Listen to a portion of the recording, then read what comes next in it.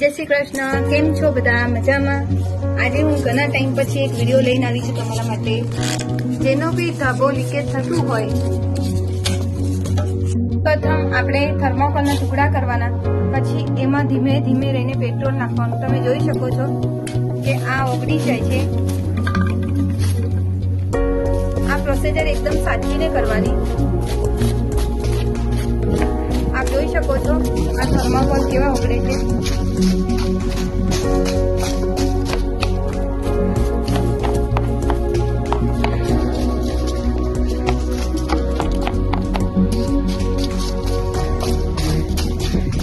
જો તમને દેખાય છે થર્મોકોલ,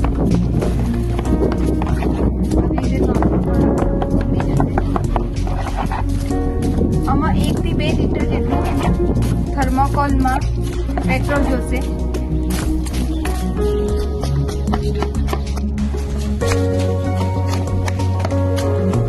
ધીરે ધીરે ઓછું લાગે, નીચે જાય પછી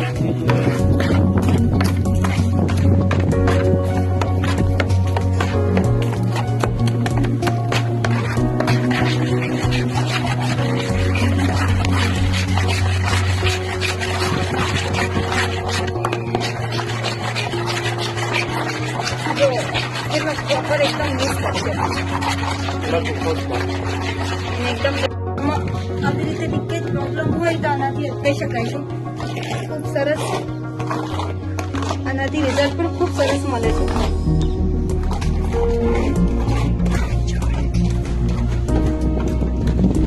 આવી રીતે પ્રોપર એને વ્યવસ્થિત કરી દેવાનું. તમારા લીકેજનો પ્રોબ્લેમ એકદમ સોલ્વ થઈ જશે. જો તમને આ વિડીયો સારું લાગે તો લાઈક અને શેર કરજો. Thank you.